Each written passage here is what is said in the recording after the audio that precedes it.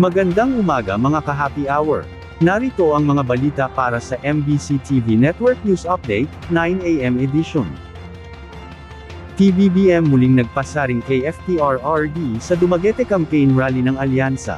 Ating panoorin ang Desisyon 2025 update sa MBC TV Network News, ni Dustin Bayog.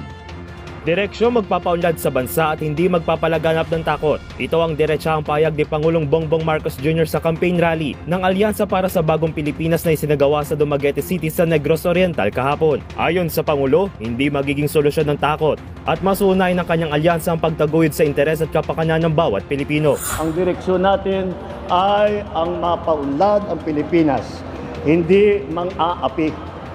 Pag-unlad, hindi takot ang solusyon. Binigyan din ng Pangulo ang karapatan sa teritoryo ng bansa at aniya ipaglalaban ng pamahalaan ng soberanya nito ng may diplomasya at dignidad. Hindi natin isusuko ni isang pulgado ng ating teritoryo at hindi tayo kailangan sumunod o magpaapekto sa kagustuhan ng sinumang iba.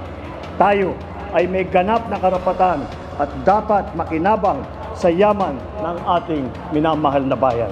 Pasaring ng Pangulo sa nakalipas na administrasyon, hindi solusyon na madugong kampanya para labanan ng krimen at droga. Gayon din ang umasa sa iligal na operasyon ng Pogo upang tugunan ng ekonomiya at tunay na trabaho. Samantala, kumpleto namang dumalo ang mga kandidato sa ilalim ng alyansa, maliban na lang sa kapatid ng Pangulo na si Senator Amy Marcos. Bago dito, matatandang may pabirong tugon ng Pangulo kung saan siniguro niyang kumpleto pa ang kanyang Senate slate noong campaign rally sa Pasay City.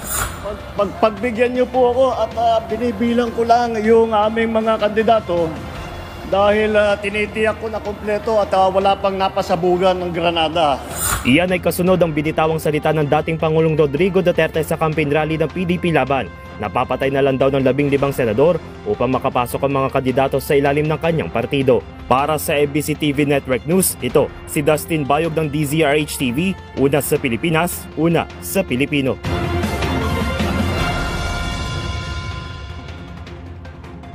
Samantala, panibagong dagdag bawas sa presyo ng langis, ipapatupad sa susunod na linggo.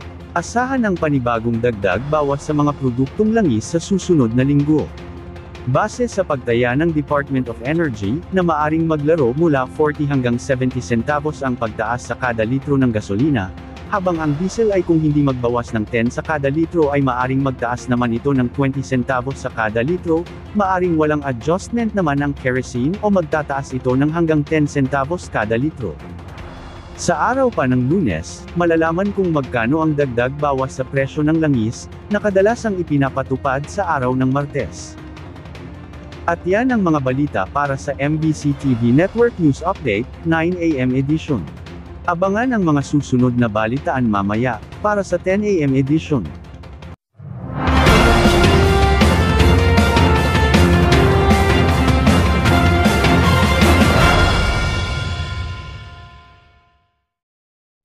Mga ka-happy hour, kung gusto mong manood ang mga balita sa MBC TV Network News Update, mag-subscribe sa aming YouTube channel, i-like ang aming Facebook page, at i-follow sa aming TikTok account.